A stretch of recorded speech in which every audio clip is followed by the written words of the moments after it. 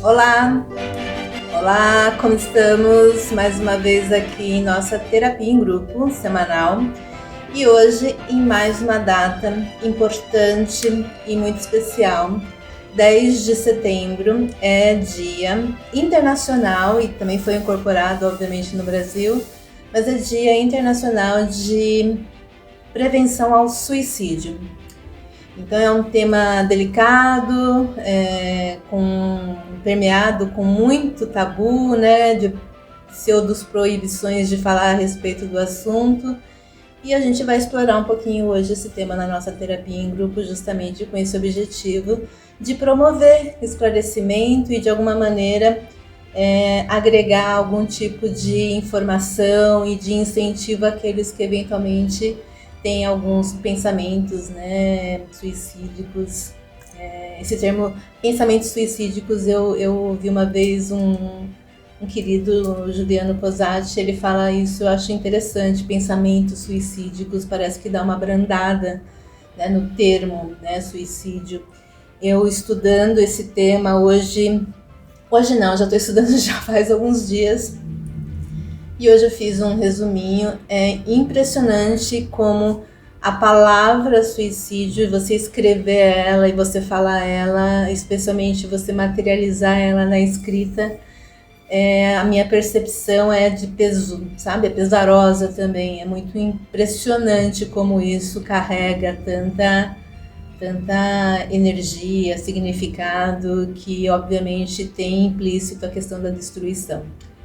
Mas enfim, apesar do tema ser grave, sério, importante, absolutamente relevante, eu queria falar a respeito, justamente por um monte de coisas que eu vou falar aqui sobre a questão de falar a respeito e tudo mais, mas agregado a essa maneira de abordar o assunto, eu queria trazer algum mito, alguma história, alguma coisa que a gente conseguisse criar uma certa, entre aspas, né, alguma leveza, né, alguma alegoria que a gente pudesse associar e falar desse tema de uma maneira mais simbólica, mais lúdica, que fosse o caso. E eu comecei a pesquisar algum mito, alguma coisa que falasse sobre o tema. Achei alguns,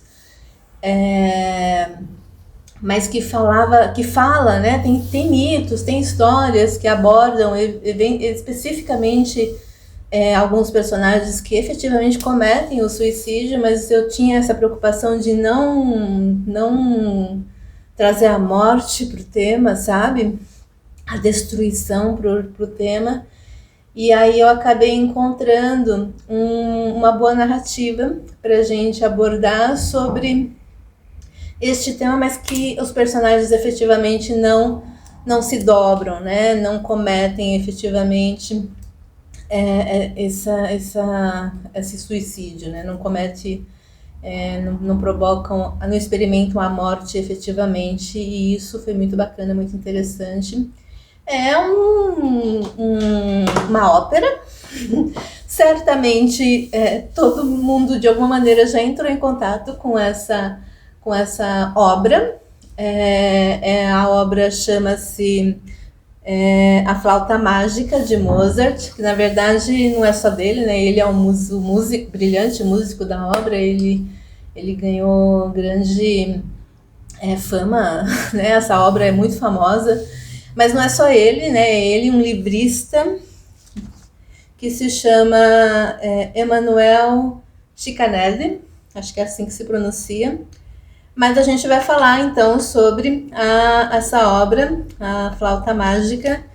Mas antes disso eu quero abordar um pouquinho sobre essas questões de falar a respeito desse tema importante e significativo. Mas antes disso, para quem está aqui pela primeira vez, eu sou Rosângela Corrêa, psicoterapeuta na linha junguiana, e tenho essa proposta com terapia em grupo dentro da nossa grande árvore do Viva Vidas Vivas, que é justamente para promover a oportunidade das pessoas interagirem com alguns temas, né, do ponto de vista e da ótica da vida de terceiros, mesmo que elas sejam relatadas ou divulgadas através de algum conto, algum mito, alguma música, algum filme, não importa, né? Acho que é interessante a gente emprestar, né, as experiências de outros, justamente para fazer um paralelo com as nossas próprias experiências, e tanto melhor se a gente conseguir ter insights, iniciativas para fazer, para incorporar os êxitos dessas histórias de terceiros nas nossas próprias e para tentar alternativas àquelas, né, aquelas circunstâncias que não foram tão exitosas na vida desses fios condutores que a gente utiliza para fazer diferente em nossas próprias vidas. E fica aqui aberto para quem quiser compartilhar temas pessoais, mas opiniões e observações e comentários sobre o que nós falamos aqui em cada um desses encontros do Terapia em Grupo, ou me acessarem, né, diretamente, individualmente, pelos meus muitos canais que tem aí à disposição. Muito bem, vamos lá, então, efetivamente, para a nossa Terapia em Grupo desta semana, fazendo aqui a nossa contribuição, nos somando a essa movimentação do Setembro Amarelo, né? Dia 10 de setembro é o dia oficial da prevenção ao suicídio, mas o mês todo de setembro é eleito como Setembro Amarelo, justamente para ter uma série de campanhas para dar visibilidade às muitas formas da gente conseguir, né, da gente pelo menos promover algum tipo de ajustamento, algum tipo de amparo, de socorro. Inclusive, a campanha, pelo que eu entendi, a cada ano tem um slogan, e o slogan desse 2023 é: se precisar, peça ajuda. Então, eu tenho uma hashtag, né? Mas é para terapia de modo geral, né? Se precisar, busque ajuda se precisar. Esse ano, o slogan, então, do Setembro Amarelo é: se precisar, peça ajuda. Enfim, vamos lá. Uma das coisas que sempre me incomoda é o tema. Esse tema de suicídio, de alguma maneira, me toca. Eu sempre fico muito atenta, muito consternada com essa dinâmica, porque é muito impactante a gente ter notícias de pessoas que cometeram essa atitude tão irreversível, né? À medida que você efetivamente consuma o suicídio, é irreversível, pelo menos do nosso ponto de vista do plano físico, é irreversível e tem ressonância e repercussão não apenas para o indivíduo que efetivamente atenta contra a própria vida, mas, obviamente, para as pessoas que são mais próximas a este ser, né? Tanto os familiares quanto os amigos, de modo geral, sempre são muito afetados com o desfecho, né, dessas ocorrências. E já faz alguns anos que eu sempre estou envolvida. Todo ano eu tô atenta a essa questão, eu tento fazer algum tipo de contribuição. Eu já fiz aqui algumas publicações nos perfis. Antes de ter perfis desse estilo, eu desde que eu entrei na psicoterapia, eu estou sempre atenta aos eventos que acontecem anualmente.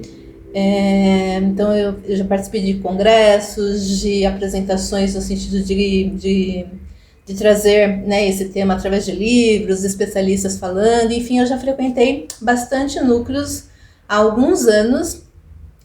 E uma das coisas que sempre me incomoda muito ainda, é essa limitação sobre a maneira, né, da gente efetivamente tratar desse assunto como se fosse proibido, né? Eu comecei falando que eu estava estudando esses dias aqui, e hoje especificamente, antes de gravar esse nosso vídeo aqui, eu fiz um pequeno resuminho, né? Pequeno mesmo, gente, bem resumo de tudo que eu já li, só para poder ter um mínimo de roteiro aqui para seguir essa nossa conversa. E eu escrevi algumas vezes a palavra suicídio, e ainda me pega, sabe? Como isso parece que dói. Eu acho que essa é a sensação, quase que uma dor aqui no timo, sabe? Nessa região aqui cardíaca. E é impressionante como isso reverbera, se a gente tiver um pouco de sensibilidade, né? Abrir um pouco para essa sensibilidade, como isso de fato é pesado, é pesaroso, é grave, sabe? É dramático. E me incomoda muito sobre a não fala disso, né? Tudo bem que setembro tem essa movimentação do Setembro Amarelo, obviamente não fica restrito apenas ao Setembro Amarelo, naturalmente, mas tem uma visibilidade nas mídias sobre este tema. Mas eu sempre me incomoda o fato da gente não ter campanhas mais abertas, sinceras, claras, sobre as consequências efetivamente de que pode levar as pessoas a fazerem esse tipo de ato contra a própria vida. E sim, tem algumas explicações, algumas justificativas, ainda que essas justificativas deixem bem claro e evidente que ainda temos uma certa incompetência de tratar sobre esse assunto de maneira mais aberta e efetiva para que evite as pessoas a chegarem a esse desfecho, né, efetivamente. E aí eu elenquei poucas coisas, eu pesquisei muito mais, mas eu elenquei poucas coisas porque eu quero começar a falar sobre isso já e depois eu entro, né, no tema mais nosso fio condutor aqui, que vai ser a flauta mágica e quais são os desfechos do não suicídio consumado em 2 personagens, inclusive. Então, 3 pontos específicos que eu elenquei aqui é o estigma social, a complexidade e sensibilidade que o assunto promove e provoca, a preocupação com o efeito de imitação e o medo de contágio. A questão do estigma social, ela é uma verdade que não é possível de ser nem questionada. Realmente, ainda efetivamente um tabu muito problemático da gente lidar no nosso dia a dia. E se vocês já tiveram a oportunidade de conhecer pessoas, né, que têm familiares, ou vocês mesmos são familiares de alguma pessoa que atentou ou tentou atentar contra a própria vida, é inevitável. A gente não tem como negar que efetivamente existe um preconceito, né, um julgamento implícito, né, como é que fez isso, né, uma condenação, até do ponto de vista religioso, sempre bem carregado na obra, inclusive menciona, na obra do Mozart, da flauta mágica, inclusive menciona que Deus não te perdoará, né, tem sempre essa prerrogativa no sentido de tentar amedrontar a pessoa, como a pessoa está ali em confronto com a divindade, né, com o ser supremo, né, do que nós entendemos como Deus, ou né, minimamente que nós entendemos como Deus. E efetivamente as famílias acabam sendo mesmo estigmatizadas por conta dessa movimentação. Países como o Japão, a gente tem notícias que eu estive no Japão recentemente e eu pesquisando e falando, né, vendo vídeos que falavam a respeito, é impressionante. Tem uma floresta lá, que eu não me recordo agora o nome, mas tem uma floresta que tem placas posicionadas em várias áreas específicas para as pessoas que são os adentrantes dessas florestas, né, para as pessoas serem alertadas para que elas não cometam suicídio. É uma floresta relativamente sabida, conhecida, que muitas pessoas vão até essas florestas efetivamente para cometer o suicídio, porque se você comete o suicídio para não ser achada, porque se você comete lá no Japão, né, se a pessoa comete suicídio, é encontrada, a família daquela pessoa que cometeu suicídio vai ser penalizada, inclusive financeiramente. Então é uma maneira que eles encontram de alguma maneira para poder cercear, intimidar as pessoas de não terem esse ato, que é irreversível, como eu mencionei logo no começo. Enfim, tem tantas outras culturas, né? Independente dessa prerrogativa da sanção financeira sobre as familiares, efetivamente, ainda assim tem um monte de julgamentos que, obviamente, deixa as famílias dessas pessoas estigmatizadas. A questão do tema de ser complexo e provocar, naturalmente, sensibilidade, seja em maior e menor grau, menor intensidade, ainda assim é um tema efetivamente muito complexo. Uma das minhas sempre em inquirições, sempre que eu tenho a chance de falar a respeito do assunto, puxa vida, como é que a mídia não trabalha em cima desse ponto efetivamente, para poder esclarecer as pessoas, né? Não temos campanhas, por exemplo, como o antitabagismo e as pessoas conseguem fazer algo, né? Explicitar quais são os danos, as consequências, as maneiras que isso possa provocar um prejuízo para a saúde, para nem falar do prejuízo financeiro, porque é uma grana, enfim, e tantas drogas e tantas outras coisas que efetivamente levam a pessoa, né, a muitas vezes à morte, efetivamente, e não temos algo similar, né, paralelo nessa temática do suicídio. Mas aí, pesquisando, uma das explicações, né, dessas justificativas é justamente por conta, amarrado, inclusive, a essa visibilidade de pessoas que efetivamente cometem ou tentaram cometer o suicídio. Então, bem amarrado, se você vai fazer uma entrevista com alguém, é diferente de você entrevistar alguém que tem que fuma, para a gente pegar o exemplo aqui do tabagismo. Né, as pessoas podem, hoje, eventualmente, já, né, assumidamente viciadas no tabagismo, no tabaco, mas não é relativizado essa dinâmica, né? Se você vai entrevistar alguém que tentou cometer suicídio, quase nunca é aceito de maneira natural. Como hoje a gente já tem uma relativa facilidade de falar, por exemplo, com viciado em tabaco e vícios de toda sorte. Então, as pessoas, né, que trabalham nesse setor, que é a mídia, efetivamente, têm grande dificuldade de, inclusive, encontrar meios de fazer essa propagação de conhecimento sem que invada a privacidade e não exponha a família né, que esteja envolvida nessa circunstância ao julgamento e à discriminação de modo geral.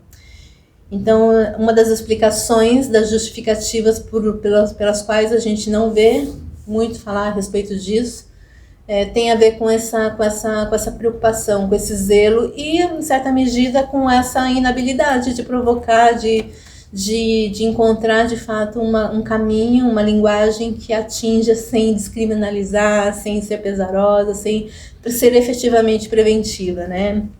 É compreensível em certa medida. A outra é a preocupação que se tem com o provocar do efeito de imitação. É curioso, né? Eu li muitos anos atrás, assim, décadas atrás mesmo, uns 20 anos atrás, eu li um livro chamado, se eu não me engano, A Cabocla, eu acho.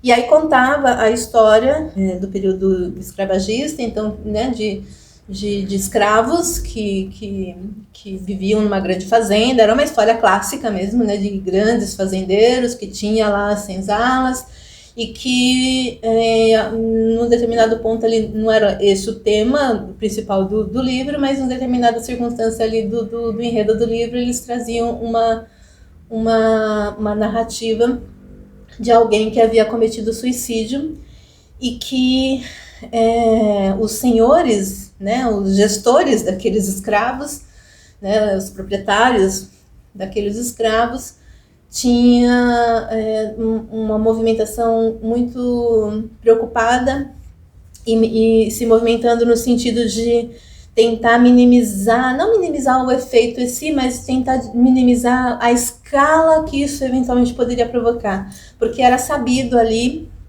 que uma pessoa cometer suicídio, se você não está atento àquelas pessoas que estão no entorno, isso era uma espécie de contágio. As pessoas acabavam, né, os negros, ali especialmente, nessa enredo especialmente, os negros naturalmente desesperançosos pela própria sorte, pela vida que viviam como escravos, obviamente. Era uma preocupação muito grande que muitos não seguissem pelo mesmo caminho, suposta, né? A intenção, obviamente, era de suposta libertação, né? Porque se eles viviam daquela maneira em vida, em certa medida eles acabavam achando que a única solução era sair, né, da vida efetivamente.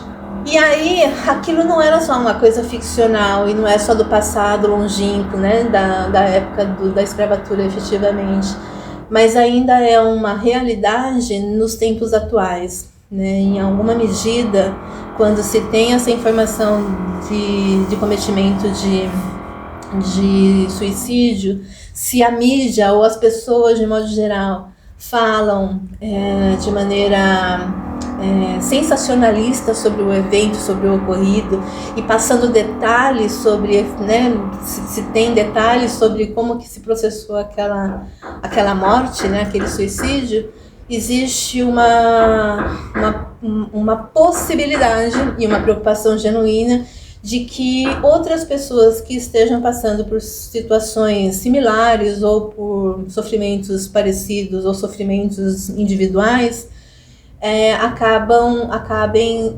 se afinizando com aquele desfecho funesto. Então existe uma preocupação muito grande no sentido de você não provocar uma visibilidade de uma não solução, porque é uma não solução. O suicídio sempre é uma não solução, né? Enfim. Então, inclusive eles chamam de efeito Weber. Não vou entrar aqui em detalhes, porque de verdade a minha intenção com essa nossa conversa aqui é de apontar não soluções, não tenho essa pretensão, mas de apontar dinâmicas que efetivamente contribuam para a pessoa revisitar as próprias intenções e efetivamente, como é o lema, se você precisar para pedir ajuda, para ir atrás de algum socorro, alguma conversa, algum amparo, tem tantos meios hoje da gente fazer isso. Inclusive aqui no corpo dessa publicação eu vou deixar alguns links, esse aqui especialmente, que eu estou com ele aberto, inclusive aqui no computador, que é um site que fala a respeito, né, e tem algumas indicações de amparo e socorro, e tem um perfil no Instagram, nem sei se ele tem em outros lugares, mas deve ter também, que eu acho que o nome dele é Lídio, eu já acompanho ele já há alguns anos, e ele é um atuante, uma pessoa muito comprometida com o amparo, com a orientação, com a divulgação, né, sobre essa questão do suicídio para as pessoas poderem acessá-los de alguma maneira. Enfim, dito isto, eu vou falar, né, que eu falei do efeito Weber, mas eu vou me ater e me dedicar mais sobre o efeito Papageno. Olha que bonitinho. Então temos o efeito Weber, que é um dos personagens de Goethe, mas eu vou me ater ao personagem né, que é personificado, é um dos personagens, não é o personagem principal, embora é o que eu acho mais interessante na obra, mas é um dos personagens coadjuvantes da obra A Flauta Mágica, de Mozart e Schikaned, que é o sobrenome dele, é Emanuel Schikaned.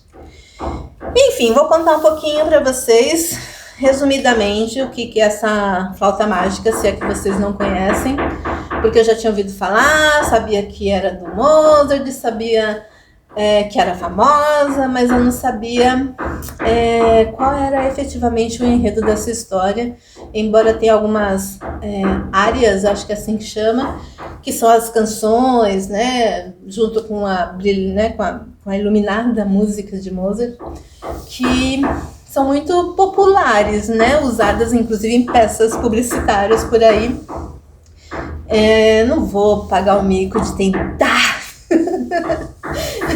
fazer algum tipo de imitação aqui, embora seja tentador, estou aqui na minha garganta para poder brincar, mas não vou, porque é muita apagação de mico. Procura aí que vocês vão achar, especialmente o trechinho em que a Rainha da Noite, que é uma das personagens, embora a principal ela apareça só 3 vezes na história toda, e ela, na hora que ela tá lá conversando com a filha dela, que eu já vou contar, tem um pedaço dessa área, que é o canto, desse canto, que a gente já escutou em várias peças publicitárias, programas humorísticos, né? Sempre elas são de alguma maneira representadas, reproduzidas, e vocês vão vão saber qual é se vocês pesquisarem, mas pesquisa aí. Vamos lá.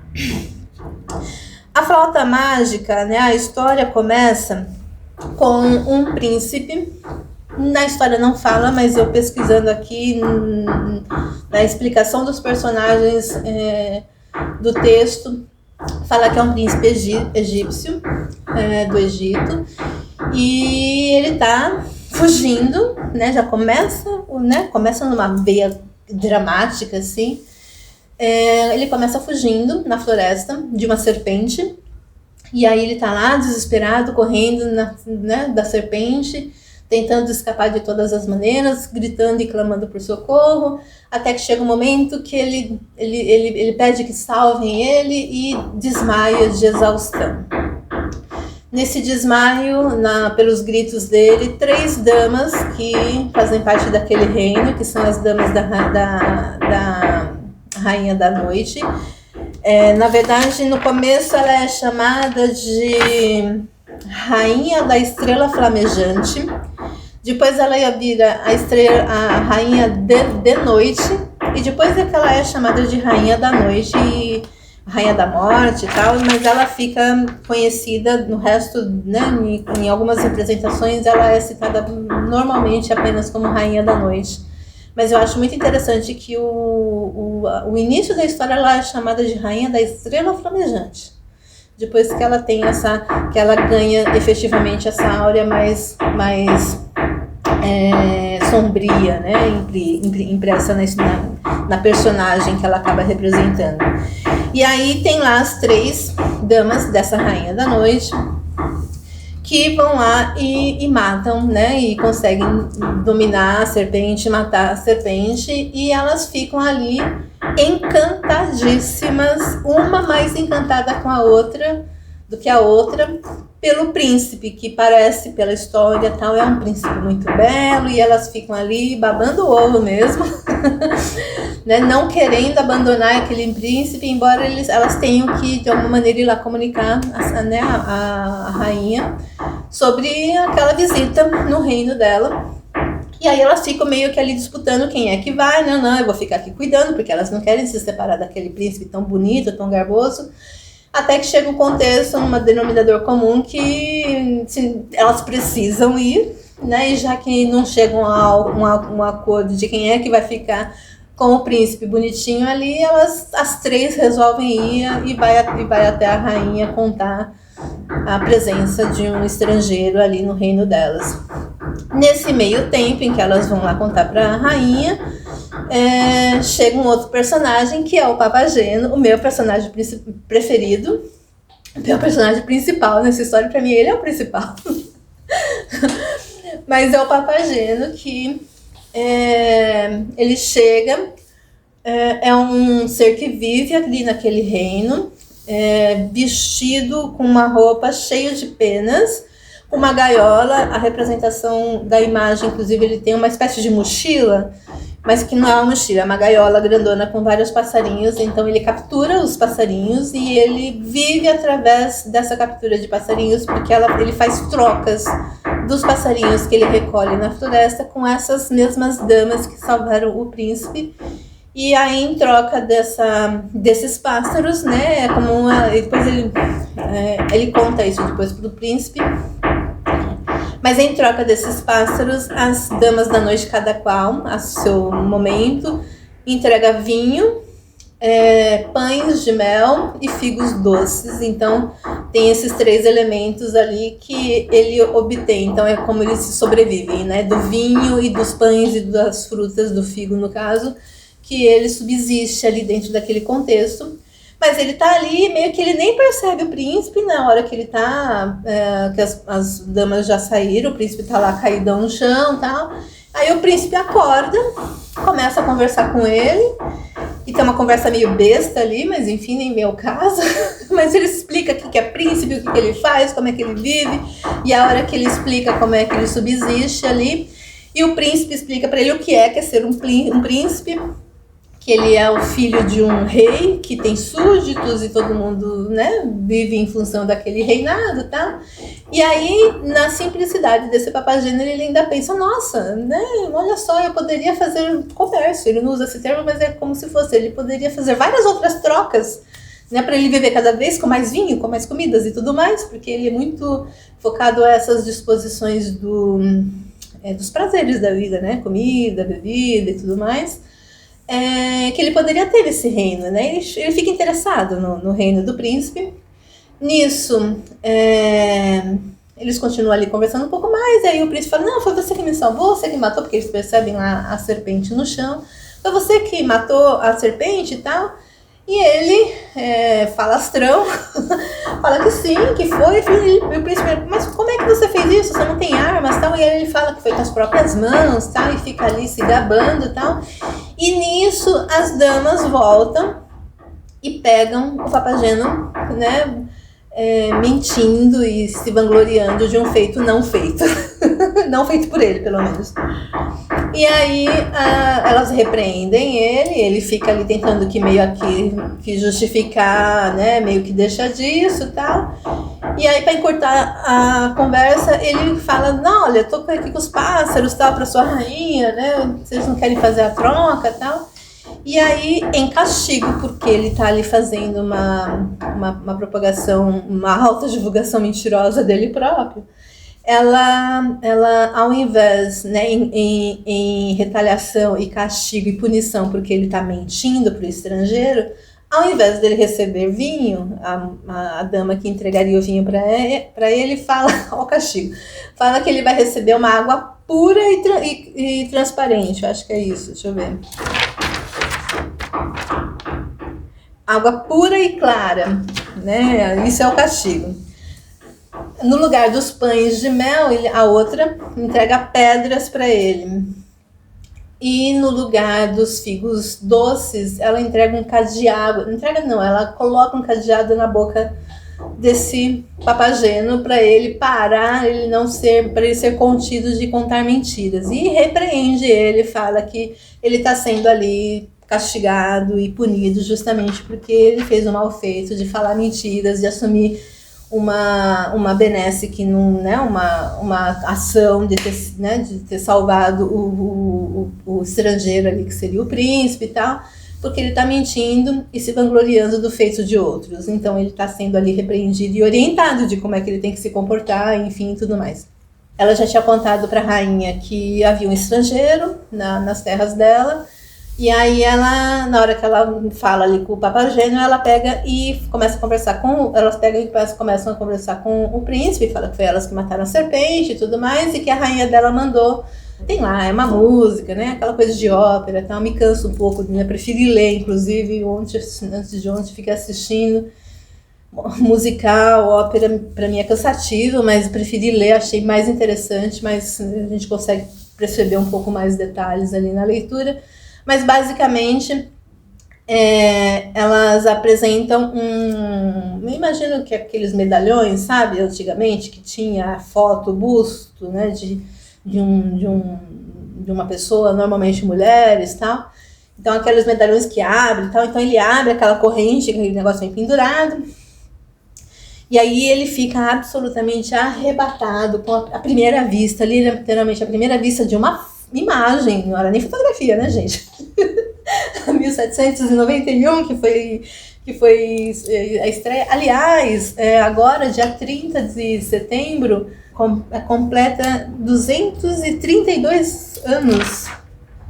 232 anos dessa obra, que essa obra estreou. Então, foi em 30 de setembro de 1791.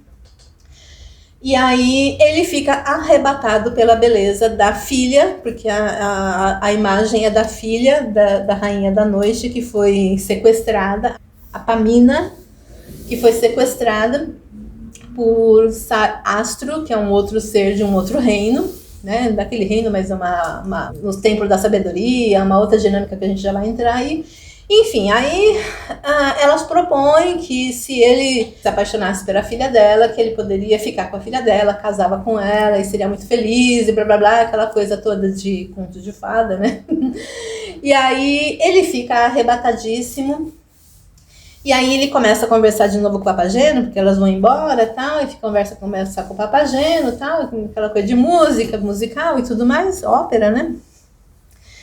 E aí passa um tempo, volta de novo as três damas, fazendo a proposta efetivamente, nisso a Rainha da Noite também vem e fala que ela sofre, né, que ela não vê mais felicidade, porque a filha dela foi sequestrada, e que ela espera que ele vá lá resgatar a filha dela no reino. E aí ele compra a ideia imediatamente, porque ele está absolutamente encantado com a imagem da filha da Rainha da Noite. E aí ela entrega como presentes, como armas, né, a flauta de ouro, que efetivamente, né, a flauta mágica, que é o nome da ópera. E ela entrega, então, a flauta de ouro para esse príncipe, que é o príncipe a gente está chamando ele de príncipe só, mas é o Tamino. Tamino é o príncipe e a Palmina é a garota, né, a filha, a princesa, né, da Rainha da Noite. Entrega a flauta de ouro para ele e entrega, alguns lugares chama carrilhão, mas na obra que eu li aqui, embora seja uma tradução, chama de campanulas. É como se fosse aquelas coisas de metal, cheio de voltinhas, aquelas coisas bonitinhas, sabe? Que você segura assim, e aí tem um monte de sininhos pendurados, aquelas coisas bonitinhas, cheias de voltinhas, tá? Uma coisa bonitinha mesmo, que tem os sininhos que produzem o som. Então tem as armas que eles vão levar para essa jornada, né? São 2 instrumentos musicais que emitem uma música mágica que é capaz de apaziguar os corações de todos os seres, causar felicidades. Até elas mencionam que quem está triste fica alegre, quem é solteiro fica arrebatado por paixão, pronto para se casar. Então é só benesses e coisas positivas que acontecem para quem ouve aquela música que transmuta, né, o cerne daquele ser que eventualmente tem alguma intenção negativa, ou tristeza, ou depreciativa de alguma maneira. O Papageno tá lá, fazendo as coisinhas dele lá, com cadeado na boca e tal, meio que tiram uns onda dele que ele tá com cadeado na boca, e aí elas acabam soltando, né, a boca dele, falando para ele nunca mais cometer a mentira, né, pronunciar mentiras, e que por isso que ele tinha sido penalizado, e que ele está incumbido de acompanhar o príncipe como servo. Na ópera em si, não dá para ter essa noção efetivamente de por que é que eles seguem separados, porque daí ele pede para mostrar o caminho, tá, o príncipe, elas indicam o caminho, e aí na leitura da tradução, né, obviamente eu não li no alemão, mas da tradução, dá conta que o Papageno vai na frente para poder anunciar, né, especialmente a Palmina, de que ele está indo em socorro dela para resgatá-la e tudo mais. E aí no primeiro momento não dá para saber por que eles estão separados, porque simplesmente corta a cena na filmagem lá da ópera, né, da apresentação. Mas na leitura dá conta que justamente o Papageno, ele faz parte, ele é um servo desse príncipe, ele tem essa função de estar ali a serviço desse príncipe, então por isso que ele segue à frente justamente para anunciar a chegada desse príncipe para poder fazer a resgate da garota lá e tudo mais. Ele é guiado, né, o Papageno vai na frente e o príncipe ele é guiado por 3 seres angelicais, que são crianças, né, que manifestam ali aquela brandura. E aí eles, na ceninha de uma ópera antiga lá, né, vem lá os garotinhos como se fosse num balão, né, um balãozinho, e aí eles vêm segurando como se fosse uma pipa. E aí ele chega lá no reino. Antes do príncipe chegar, né, que depois que eles saem ali da floresta, corta com o Papageno já chegando lá onde ele tá. E aí, na hora que ele chega, ele já encontra a Pamina sendo à beira de ser molestada, inclusive sexualmente, pelo Monostatos. Monostatos é um persa, representado por um persa. Na época, os persas eram tidos como usurpadores, né, como negativo, porque eles invadiam, né, algumas áreas, e eles também eram sempre representados por figuras negras, né. Eles eram mais escuros, ali os persas e tudo mais, eles eram mais escuros que os europeus. Então eles eram tidos como, né, vinculados a essa questão mesmo das sombras e de malfeitores, de alguma maneira. E aí esse Monostatos, ele vive ali naquele templo sagrado, no templo da sabedoria, e ele é o cara que toma conta dos escravos, né? Então ele tem uma aura negativa dentro de toda aquela dinâmica celestial que é o templo da sabedoria. E aí ele está tentando beijar, né? Ali na cena parece ele beijando, porque ele está absolutamente devastado de amor por essa garota que ele cuidava, né? Para que ela não fugisse. E aí ela já está ali na tentativa mesmo de fugir, não necessariamente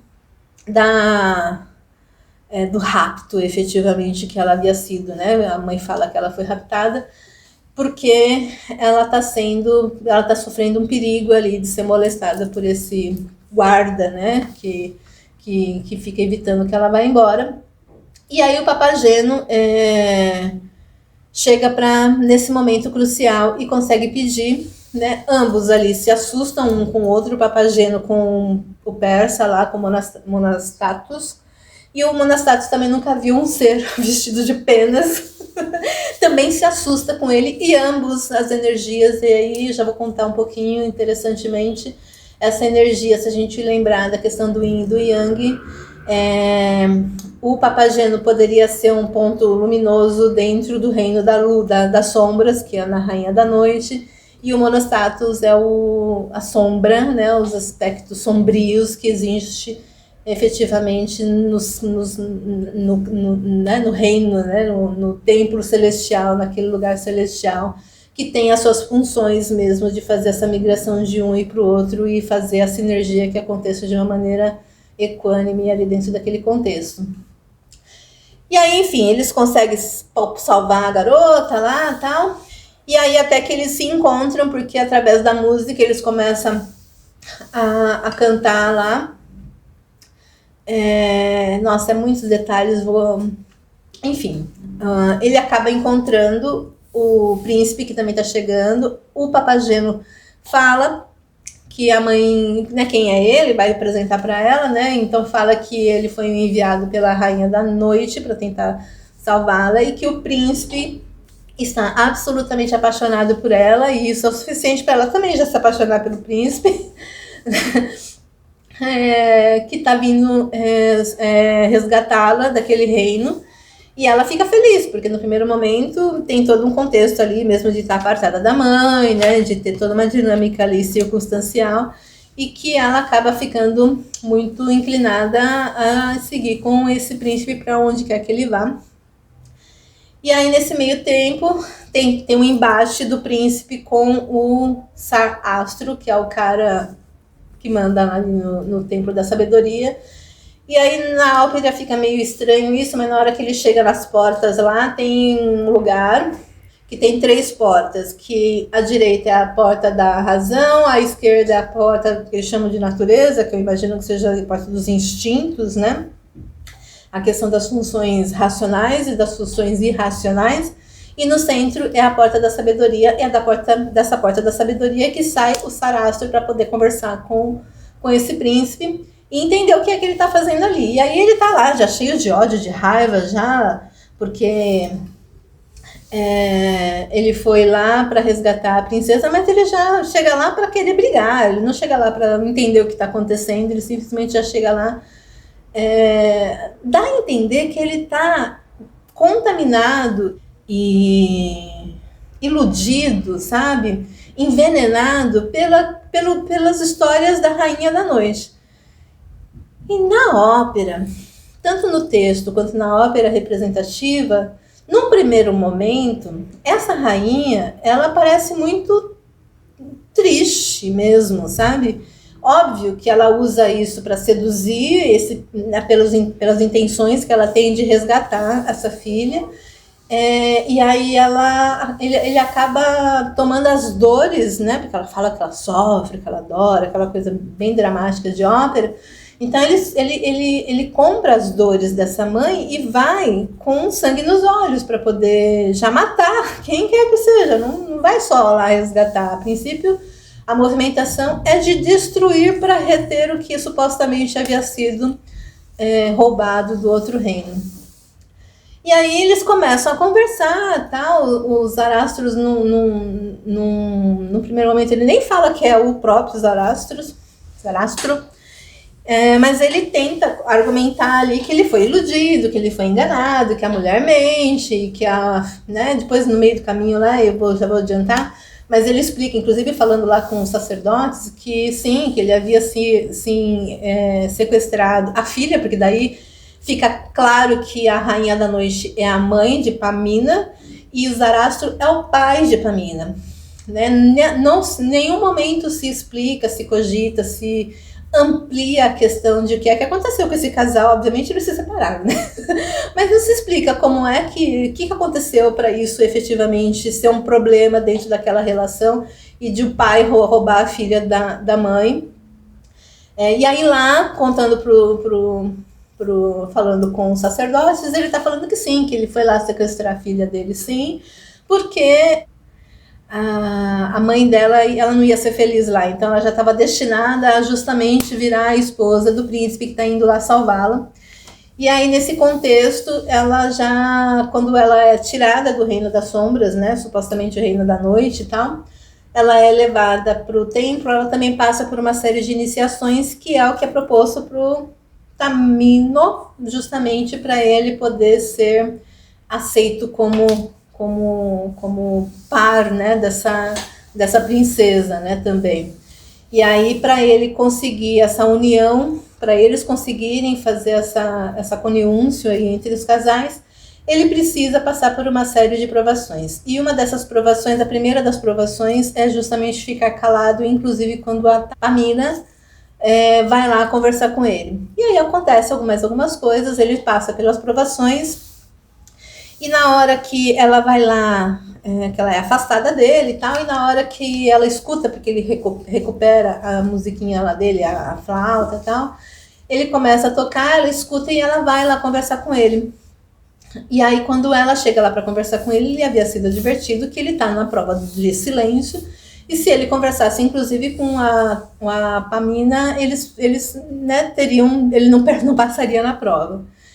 E aí o Papageno está ali com ele também fazendo toda aquela significância e tal.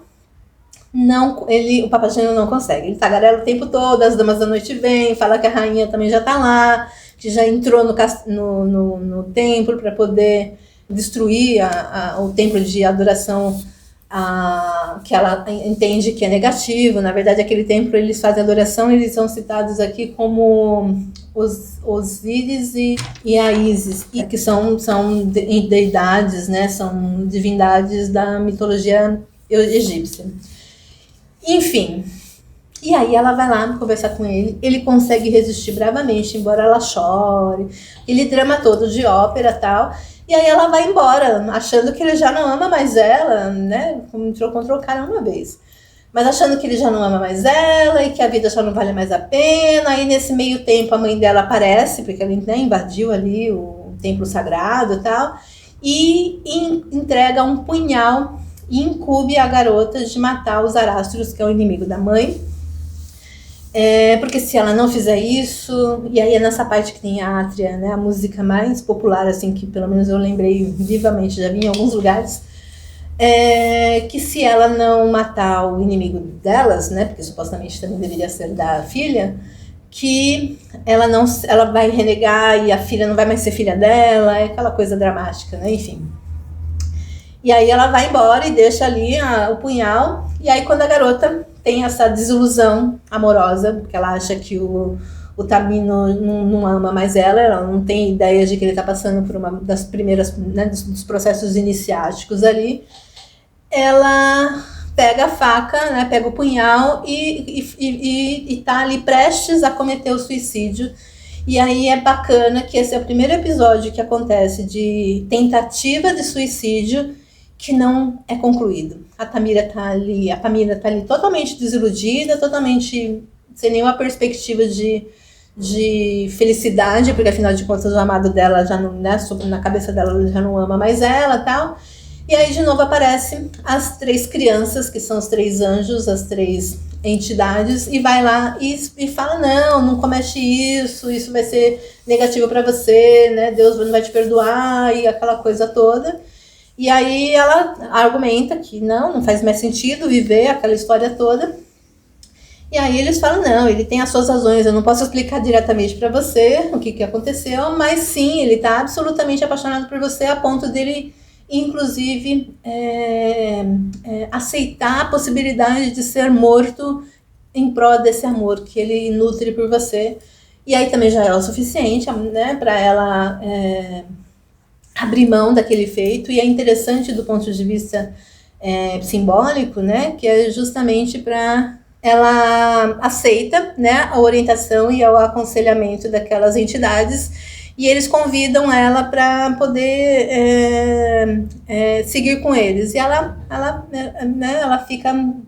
abre mão ali daquela possibilidade de tentativa de pôr fim à própria vida, porque ela já não vê mais expectativa de uma vida feliz e de resolução dos problemas e das desilusões que ela estava enfrentando ali naquele momento. E aí, gente, é muito interessante justamente essa possibilidade simbólica que tem, né, da gente entender o que efetivamente são as coisas. No primeiro momento, o fato do amado dela não dar a atenção que ela imaginava que ele deveria ter dedicado a ela é o suficiente para ela achar que aquele amor já não tem mais nenhum calor, nenhum vigor, nenhuma realidade, nenhuma verdade para eles experimentarem.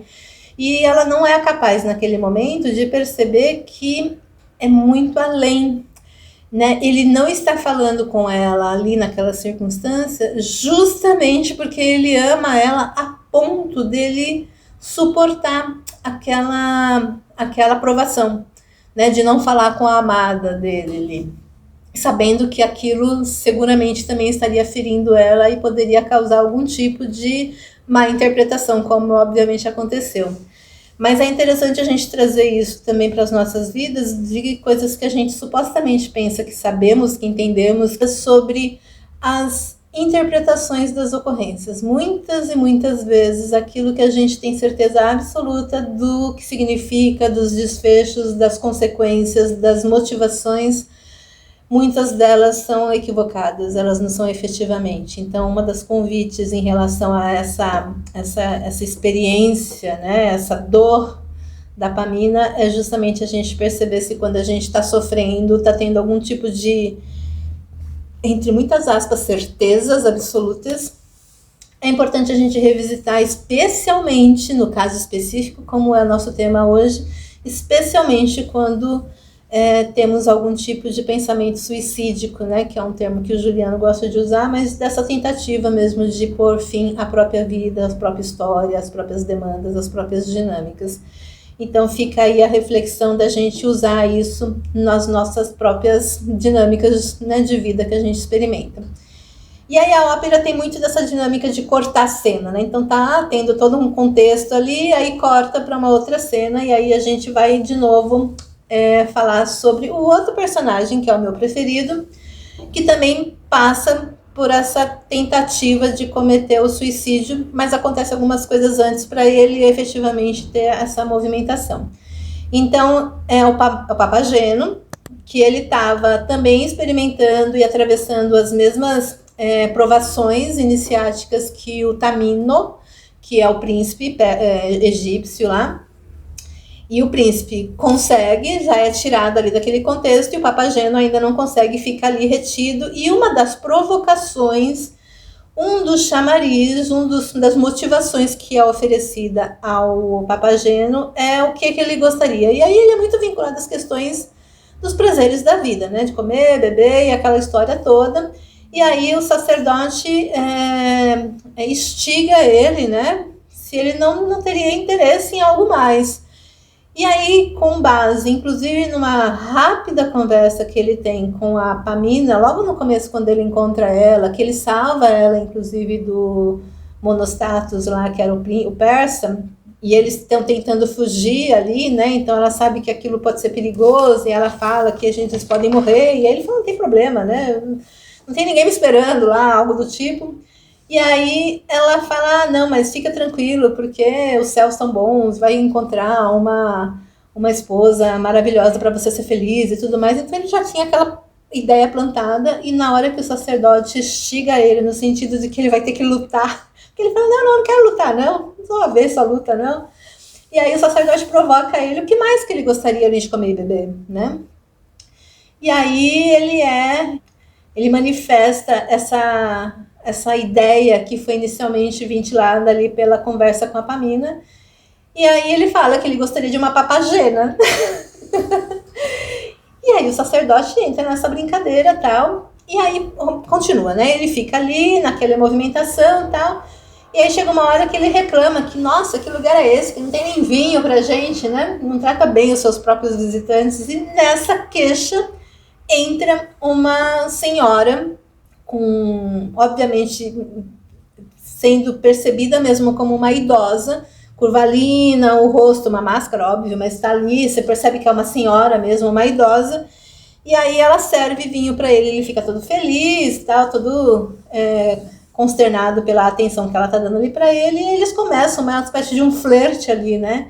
E aí aquela senhora começa a flertar com ele e tal, e ele renega, porque é uma idosa, ele queria uma jovenzinha, né, bonitinha, novinha e tal. E aí a coisa acontece, até que chega um momento em que ela meio que, não é meio não, ela ameaça ele, olha, se você não me aceitar como a sua esposa, como a sua papagena, é o seguinte, você vai ficar triste, infeliz e sozinho pro resto da sua existência.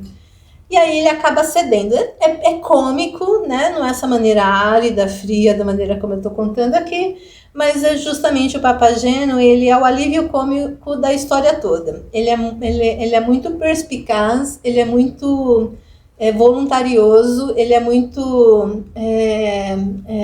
ele improvisa ali aquelas dinâmicas todas, ele é muito autêntico. E eu acho muito bacana e bonita a maneira como ele lida honestamente com a vida dele, porque uma das questões que começa com ele fazendo a mentira lá, a partir de então parece que ele fica mais que absolutamente autêntico em todas as iniciativas dele, a partir daquela punição inicial do cadeado na boca. E com base nessa ameaça de que ele vai ficar sozinho, ele acaba cedendo, ele acaba, tá bom, eu aceito você desse jeito mesmo, velhinho e tudo mais. E aí no momento que ele aceita, né, declara fidelidade para ele, inclusive na ópera não mostra isso, mas no texto que eu li traduzido ainda coloca entre parênteses até que ele encontre outra. Mas ele declara no primeiro momento fidelidade, né, aceitação naquele matrimônio com aquela idosa. E no momento em que ele faz isso, acontece magicamente um rejuvenescimento na garota, né, na senhora, e passa a ser uma garota de 18 anos, linda, uma papagena maravilhosa, e na hora que ele vai perto dela para abraçá-la e beijá-la, chega o sacerdote e magicamente faz a papagena desaparecer ali, porque ele não passou, ele ainda não fez por merecer uma papagena. E aí ele sofre amargamente, porque afinal de contas ele encontrou o amor da vida dele, existe um calor, né, um ardor que acontece no peito dele que ele desconhecia e que agora ele não tem mais a papagena dele, então a vida não tem mais sentido. Então aparece de novo numa outra cena, ele com uma corda na mão, aí ele fala no texto bonitinho, fala que ele vai ordenar, como se fosse mesmo enfeitar a árvore, né? Que ele passa a corda por um dos galhos da árvore, porque ele está com uma nítida intenção de cometer o suicídio através do enforcamento. E aí é cômico, tá? Aqui no texto é rápido, Mas ali na representação da ópera é bonitinho, é engraçadinho ver essa movimentação dele, do caminho para cometer o suicídio e tirar a própria vida. Então ele fica falando sozinho, né, para os céus, né?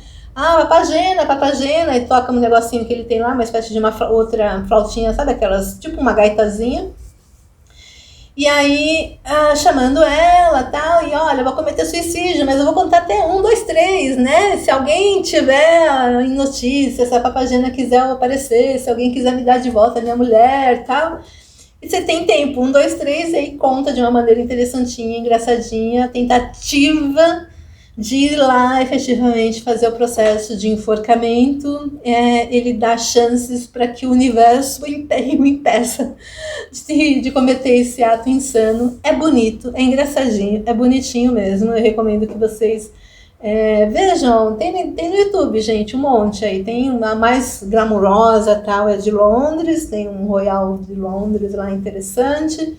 Mas eu assisti uma antigona que os personagens falam e cantam em alemão, inclusive, mas tinha tradução bem razoável de entender todo aquele contexto antigo, né? Antigo. Então a imagem é de filmes antigos mesmo, e esse outro é mais moderno, a imagem é mais interessante, é mais bonita de você assistir, perceber como é que tudo aquilo funciona. Mas é bonitinho ver o Papageno e a Papagena ali naquele contexto, e na hora que ele tá ali para colocar a corda no pescoço, né, ele chega a pôr, na hora que ele vai efetivamente cometer o ato insano, assim como aconteceu com Pamina, chega os 3 anjinhos lá, as crianças angelicais, e entabulam ali uma conversa para demovê-lo daquela movimentação, daquela iniciativa de tirar a própria vida. E aí ele fala que ele não tem mais, né? Ele não está mais na casa dele, ele não tem mais, né, vontade de fazer a participação de uma vida natural, porque ele estava apaixonado e a mulher dele ele não conseguiu cumprir todos os ditames ali do processo iniciático para merecer uma mulher, né, uma Papagena, tá?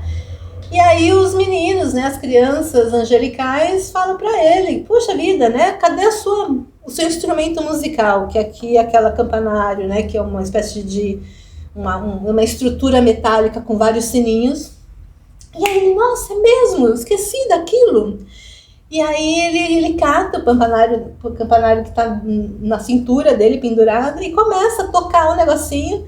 E magicamente tudo se transforma, tudo se transmuta, e a Papagena volta, né, aparece de novo para ele, e aí eles começam a cantarolar a dinâmica toda ali. Bonitinho de ver, engraçado de ver, especialmente daí essa parte do Papagena. É muito bonito e encantador ver a moderna, que é a de Londres, que é bonito ver aquela cena toda, eles, né, todos os dois, ambos extremamente felizes ali cantarolando e fazendo aquela movimentação, e aí começa a aparecer vários papageninhos, que são os filhinhos desse casal que acabou de ser unido. Lembrando que no caso do Papageno, ele não fez o processo iniciático, então ele ainda é um indivíduo nesse contexto sem o processo iniciático concluído. Mas nem por isso tem menos valor. Tem condição diferente, né, do que o príncipe, do que a princesa. É uma outra dinâmica de jornada de herói, é uma outra dinâmica de desenvolvimento de processo de desenvolvimento do indivíduo. Mas ainda assim existe ganhos, existe amadurecimento, existe conquistas, existe pedaços do trajeto tendo sido desenvolvido. E aí, vamos lá, sobre a questão do suicídio, né? Como a gente fez uma ponderação, especialmente no contexto ali da Pamina, que ela tinha certeza absoluta do que estava acontecendo, que ele não amava mais ela, e que ela não merecia, ela não tinha mais interesse na vida porque ela não tinha mais o amor daquele que ela acreditava tanto valor, e ela estava equivocada, mas ela achava que não. Assim como para a Pamina tinha essa dinâmica, para o Papageno o que faltava era enxergar além. Ela tinha certezas deturpadas, né? E o Papageno, ele negligenciou os próprios recursos. Ele tinha o campanário que ele conseguiria fazer a transmutação daquela realidade onde ele estava inserido. E não estava se lembrando dos recursos internos que ele mesmo tinha para poder transmutar aquelas circunstâncias, aquela situação. Então é diferente as motivações e os desfechos do evitamento da consumação, da retirada da própria vida, mas ambos são perspectivas, vocês percebem? Uma tinha certeza das coisas que não eram e o outro não se lembrava do que tinha, que existia, que era a realidade, que era possível de fazer as mudanças. Então, um convite, especialmente para essa nossa terapia em grupo, porque eu não vou me deter a todos os outros aspectos simbólicos, embora eu tenha falado uma coisa ou outra, porque é muito grande essa flauta mágica. Eu imagino que para destrinchar os elementos simbólicos com mais acuidade, com mais relevância e significância, precisaria de 2 ou 3, né? Dividir ela em 2 ou 3 terapias em grupos para a gente poder explorar e ampliar melhor essa dinâmica. Mas como a nossa proposta de hoje dessa terapia em grupo é por conta especialmente, né, da conclamação, da preservação, então eu vou ficar restrita e limitada mesmo, vou me limitar a falar especialmente do desfecho desses 2 não suicídios.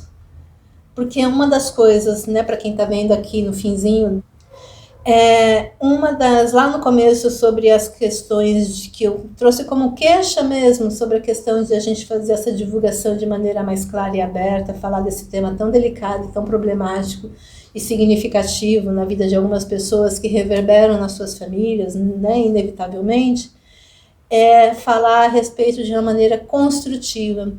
Então, uma das pesquisas que eu cheguei à conclusão é que uma das formas, obviamente não é fácil, mas uma das formas da gente falar mais abertamente sobre o tema sem correr riscos ou minimizar os riscos de promover algum tipo de disseminação, de contágio, né, sobre essa perspectiva funestas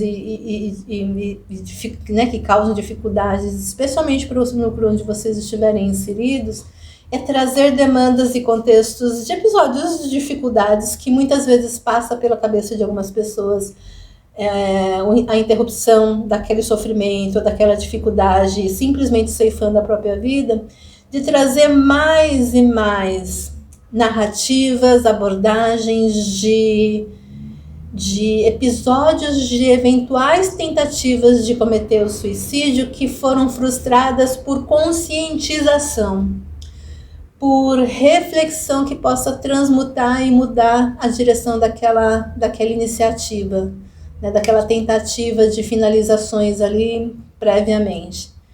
Então fica aqui meu convite, meu apoio, meu incentivo, né, lembrando que o lema desse ano é: se precisar, peça ajuda, né, vá conversar com pessoas dos seus núcleos, se isso não for suficiente ou não for confortável, vá buscar apoio e incentivo e conversas, esclarecimentos com pessoas que não sejam do seu núcleo, mas que possam ser muito mais preparadas que eventualmente o seu núcleo. Tem vários órgãos, várias instituições atentas e atuantes nesse sentido, então busque apoio, busque ajuda.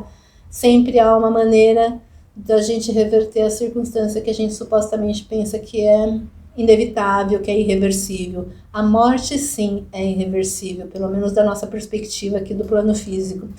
Então, tente outras alternativas, porque seguramente as chances de você encontrar soluções que talvez você não esteja vendo são muito melhores e muito significativas. Então, fica aqui nosso apoio, nosso amparo, nosso incentivo para a conscientização, para que as coisas comecem a melhorar de uma maneira que seja mais efetiva para vocês, para as famílias de vocês que eventualmente estão passando por essa dificuldade, E para aqueles que felizmente, né, não têm essa dificuldade, né, de alguma maneira estejam atentos a quem está do lado, que possa eventualmente estar passando por algo similar.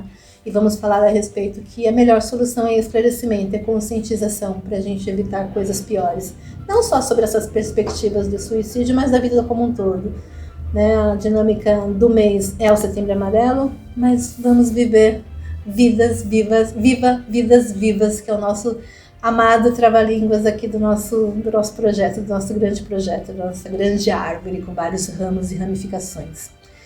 Meus amores, vou ficando por aqui. Semana que vem eu ainda não tenho um tema específico, mas eu já tenho um cronograma relativamente preparado até o final do ano, mas que eu vou contar isso a partir do mês de outubro, como é que isso vai se dar até o fim do ano, para a gente retomar o ano que vem esse nosso projeto aqui da terapia em grupo. Mas por hoje eu vou ficando por aqui, porque eu já falei um montão. Espero que tenha sido útil de alguma maneira, que vocês gostem. Eu, né, incentivo vocês a divulgarem mais essa questão do Setembro Amarelo e ir atrás de ouvir as músicas, especialmente do Papageno, quando eles se encontram lá. É bem legal, bem bonitinho, bem engraçado de assisti-los. E da parte da mãe, que a mãe está lá incentivando a filha a matar o Zarastro. Aquele tema sonoro ela é propagado e certamente vocês conhecerão, tenho certeza que vocês já ouviram em algum lugar, de alguma maneira. Muito bem, meus queridos, muito obrigada por mais essa participação, por mais esse acompanhamento. Quem está aqui, compartilha com as pessoas para essa conversa chegar para mais e mais pessoas. Super beijo, até a próxima, tchau, tchau.